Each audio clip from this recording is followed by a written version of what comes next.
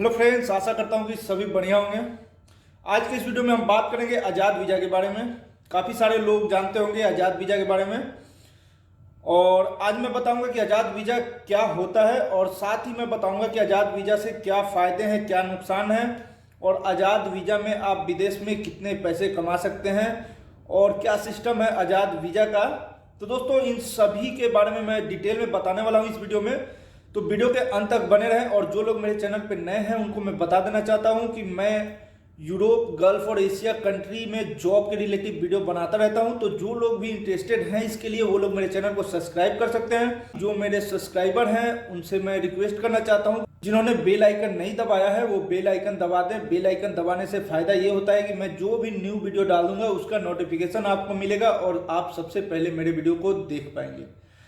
तो बढ़ते हैं आगे। सबसे पहले तो ये जान ले कि आजाद वीजा नाम का कोई वीजा होता ही नहीं है। आजाद नाम सिर्फ लोगों ने दिया है इस वीजे को, क्योंकि इस वीजा में लोग आज़ादी से काम करते हैं, जो मर्जी वो कर सकते हैं, जहां मर्जी वहां काम कर सकते हैं। और यानी कि आपके ऊपर कोई भी ऐसा कंपनी का हेड नहीं होगा जो आपको बताएगा कि ये करना है, ये नहीं करना है, ये रूल है, ये सिस्टम है। ऐसा कुछ भी नहीं, बिल्कुल आज़ादी से आप रह सकते हैं। आपका मन होगा आप काम करेंगे, नहीं मन होगा आप अपने रूम पे सोएंगे। यानी कि फुल आज़ादी है इस वीज़ा में, इसलिए इस वीज़ा को आज़ाद वीज़ा नाम दिया गया है। और साथ ही मैं बता दूं कि इस वीज़ा पे जो भी खर्चा होता है आपके ऊपर, आपके रूम का, खाने का, बिजली का, पानी का, यानी कि A to Z जो आपके ऊपर खर्चा होता है, हकामा आईडी बनाने का, टोटल खर्चा आपको ही मेंटेन करना होता है। इसके ऊपर कोई भी कंपनी नहीं होता है। जैसे आप गल्फ के किसी भी कंट्री में जाते हैं किसी कंपनी में, तो कंपनी आपके सारे जरूरत को पूरा करती है। आपको जो भी चाहिए होता है, हॉस्पिटल, रूम, खाना पीना, जितना भी आपके ऊपर का मेंटेन होता है वो कंपनी उठाती है। लेकिन आजाद वीजा में ऐसा बिल्कुल नहीं है, यहाँ पे सारे खर्चे आपको खुद ही उठाने पड़ते हैं। अब बात करते हैं कि एक्चुअल में ये आजाद वीजा होता क्या है।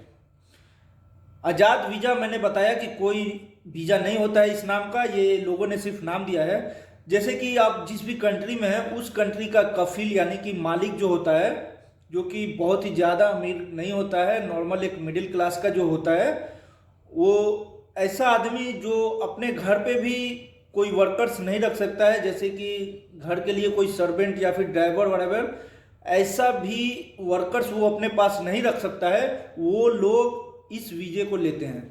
अभी आप सोच रहे होंगे कि जो लोग इनको रख नहीं सकते हैं वो क्यों वीजा लेते हैं, तो मैं बता देता हूं आपको। क्या होता है कि ऐसे कफील जो मालिक होते हैं जिस कंट्री के, वो लोग अपने कंट्री के एम्बेसी में रिक्वेस्ट डालते हैं वीजा के लिए कि मुझे एक ड्राइवर चाहिए, या फिर मुझे मेरे खेत में काम करने के लिए एक आदमी चाहिए, या फिर मेरे घर में एक सर्वेंट चाहिए। इस तरह का कोई एप्लीकेशन डाल के वो लोग वीज़ा लेते हैं एम्बेसी से, और वो वीज़ा लेने के बाद आगे किसी एजेंट को देते हैं। जैसे कि गल्फ के किसी भी कंट्री में इस लाइन के काफ़ी सारे एजेंट होते हैं, तो कफील वीज़ा अपने नाम पे लेके वो आगे किसी एजेंट को दे देता है। उसके बाद जो एजेंट होता है वो आगे किसी कैंडिडेट को वो वीज़ा देता है, या फिर उसके आगे भी कोई एजेंट है तो उसको देता है, और इस तरह से वीज़ा पहुंचता है हम लोगों के पास। और उस वीज़ा के काफ़ी अच्छे चार्ज भी करते हैं वो एजेंट लोग। इस वीज़े का कफील जो है वो किसी एजेंट से लाइक 3 या 2,000 रियाल लेता है, ठीक है। 2,000 रियाल लेने के बाद वो आगे किसी एजेंट को वो वीज़ा देता है, ठीक है ना। उसके बाद क्या होता है कि वो एजेंट जो होता है आगे या तो किसी कैंडिडेट को देता है, या फिर कोई एजेंट है तो उसको देता है, और उस वीजे का दाम थोड़ा सा बढ़ा के उसको 4,000 या 5,000 कर देता है। और उसके बाद जब वीजे का दाम 5,000 होता है तो वो वीजा आता है हमारे पास, और हम लोग 5,000 रियाल एजेंट को दे के जाते हैं जिस कंट्री का वीजा है उस कंट्री में। उसके बाद मेडिकल आपका खुद ही कराना होता है, और फ्लाइट टिकट भी आपका खुद ही का होता है। इसमें कोई भी आपको ऑफिस या एजेंट नहीं देता है, ये खुद से आपको फ्लाइट टिकट भी लेना पड़ता है। और ये सब लेके आप पहुंचते हैं जिस भी कंट्री का वीजा है उस कंट्री में। पहुंचने के बाद क्या होता है कि आपको खुद का एक रूम लेना पड़ता है, और जो भी कफील है जिसका वीजा है, ऐसा नहीं है कि वीजा दे देने के बाद उसका जिम्मेदारी खत्म हो जाता है। उसका जिम्मेदारी रहता है आपके ऊपर, लेकिन उसका भी थोड़ा सा मैं डिटेल आपको बता देता हूँ। जिस कफील ने वीज़ा दिया तो उस कैंडिडेट से उसका कनेक्शन रहता है तब तक जब तक वीज़ा पे आदमी लोग रहते हैं। तो उसका सिस्टम क्या होता है कि हर महीने 300 रियाल, मैं एक सऊदी के वीज़ा का बात कर रहा हूँ, कि हर महीने 300 रियाल पे करना पड़ता है उस कफील को। वीज़े का जो फीस 5,000 या 4,000 जो भी है, वो देने के बाद भी हर महीना आपको 300 रियाल उस कफील को पे करना होता है, जो कि वो रखता है। अगर आप कभी कोई प्रॉब्लम में फंस जाते हैं या फिर पुलिस के हाथ आते हैं तो इन सभी में वो आपका हेल्प करता है, इसके कोई चार्ज नहीं लेता है।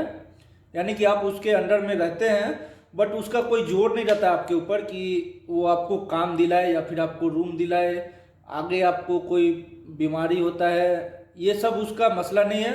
सिर्फ आपको वो आगे गवर्नमेंट का कोई प्रॉब्लम है, बड़ा प्रॉब्लम, तो वो आपको बचाएगा उससे, लेकिन बाकी का जो हॉस्पिटल, रूम रेंट, खाना पीना, ये सब से उसको कोई भी मतलब नहीं होता है। और आप जब एंट्री करते हैं, आप जिस कंट्री का वीज़ा लिए हैं, मैं सऊदी का बात कर रहा हूँ, अगर आप सऊदी में एंट्री करते हैं तो उसके बाद से एवरी मंथ उसको 300 रियाल देना पड़ता है, चाहे आप काम करें ना करें, उससे उसको कोई मतलब नहीं है।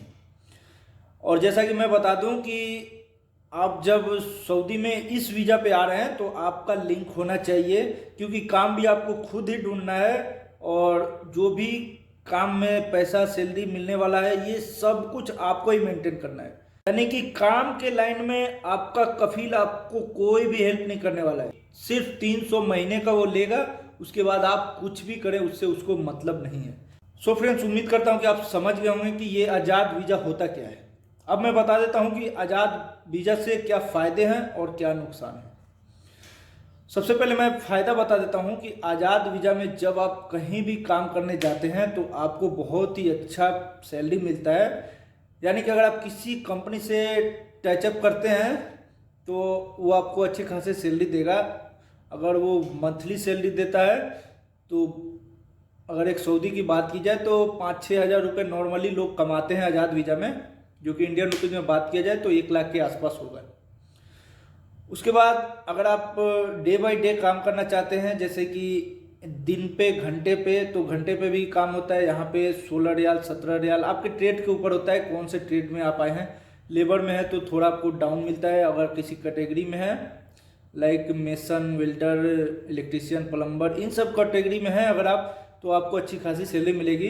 यानी कि अगर आप 300 दिन काम करते हैं तो आप आराम से इंडिया का 1 लाख से 1.5 लाख रुपए कमा सकते हैं। सो फ्रेंड, जब आप नए आते हैं इस वीज़ा पे तो थोड़ा सा आपको प्रॉब्लम होता है, क्योंकि लिंक नहीं होता है आपका ज़्यादा कंपनी में, ज़्यादा जगह पे, तो थोड़ा आपको घूमना पड़ता है काम के लिए। तो अगर आपका कोई रिलेटिव, दोस्त, फ्रेंड यहाँ पे सऊदी में या फिर किसी कंट्री में है तो उसके साथ आप बात करके किसी कंपनी में काम कर सकते हैं और पैसे कमा सकते हैं। मेडिकल का जो खर्चा है वो आपको ही देना पड़ता है, और साथ ही आपका जो आईडी बनता है, पहले तो 1-1 साल पे रिन्यूअल होता था हकामा आईडी, अभी 3 महीना, 6 महीना और 9 महीना का भी बन रहा है। तो वो आपके ऊपर डिपेंड करता है कि आप कितने महीना का बनाते हैं, उस हिसाब से पेमेंट पे करके आप अपने हकामा को रिन्यूअल कर सकते हैं। और याद रहे कि हकामा आपका हमेशा रिन्यूअल होना चाहिए, हकामा एक्सपायर नहीं होना चाहिए, नहीं तो बहुत ही ज़्यादा प्रॉब्लम हो सकता है। तो इस बात को आप ध्यान दें अगर आप इस वीज़े पे जाना चाहते हैं सऊदी में काम करने। तो अब बात करते हैं इस वीज़े के नुकसान के बारे में। वैसे तो ये वीज़ा इनलीगल है अगर आप इस वीज़े पे बाहर काम करते हैं तो, लेकिन फिर भी काफ़ी सारे लोग इस वीज़े पे काम कर रहे हैं और अच्छे खासे पैसे कमा रहे हैं। लेकिन दोस्तों, मुश्किल ये है कि अगर आप कभी भी गलती से पुलिस के हाथ में आ जाते हैं बाहर काम करते हुए इस वीज़े पे, अगर आपके ऊपर थोड़ी सी वो इंक्वायरी करता है कि आपका वीज़ा कौन सा है और जब आपका जो आईडी बना है वो किस चीज़ का आईडी है, तो जैसा कि मैंने बताया कि ये वीज़ा सिर्फ हाउस ड्राइवर और घर के काम और मजरा यानी कि खेतों में काम करने के लिए निकलता है। तो आपका काम भी वही होना चाहिए, हाउस ड्राइवर का ही काम होना चाहिए, या फिर किसी के घर पे सर्वेंट का काम है तो वो होना चाहिए, या फिर किसी खेत या मजरे में आप काम के लिए वीज़ा आपका है तो ये काम होना चाहिए। लेकिन आप ये काम ना करके आप किसी कंस्ट्रक्शन कंपनी में या फिर किसी ऑयल एंड गैस कंपनी में, कोई दूसरा ट्रेड में काम करते हुए पकड़े जाते हैं तब आपके ऊपर कार्रवाई होती है। और इसका रूल ये है कि आपको 15,000 रियाल का जुर्माना भरना पड़ता है यहाँ के गवर्नमेंट को, और साथ ही आपको जेल होती है, जो कि 1 साल का जेल होता है। लेकिन फिर भी काफ़ी सारे लोग कर रहे हैं इस वीज़ा पे काम, लेकिन सब लोग बच के काम करते हैं। बहुत ही कम ऐसा केस होता है कि लोग पकड़े जाते हैं। सो इस तरह से लोग काफ़ी पैसा कमाते हैं और कमा रहे हैं। तो अगर आप इस वीज़े पे काम करने जाना चाहते हैं सऊदी, तो ये आपके ऊपर डिपेंड करता है कि अगर आप इन सभी बातों पे एग्री होते हैं तो आप जाके काम कर सकते हैं और बहुत सारे पैसे कमा सकते हैं। तो दोस्तों उम्मीद करता हूँ कि वीडियो आप लोग को पसंद आया होगा। दोस्तों जो लोग नए हैं वो मेरे चैनल को सब्सक्राइब कर ले और बेल आइकन दबा के ऑल कर दे, ताकि मैं जो भी वीडियो डालूं उसका नोटिफिकेशन आपको मिले और आप मेरा वीडियो सबसे पहले देखें। तो दोस्तों मिलते हैं फिर नेक्स्ट वीडियो में किसी नेक्स्ट कंट्री के साथ और नेक्स्ट टॉपिक पे। तब तक के लिए धन्यवाद। तो बेसिक ट्रिक है, एक तो लाइक और शेयर ठोक दीजिए, महाकाल का दबा के लाइक और शेयर ठोक दीजिए। पूरा साल मेहनत करता हूं आपके लिए बेटा, ऐसा नहीं चलेगा, ऐसा नहीं चलेगा। दबा के लाइक और शेयर ठोक दीजिए।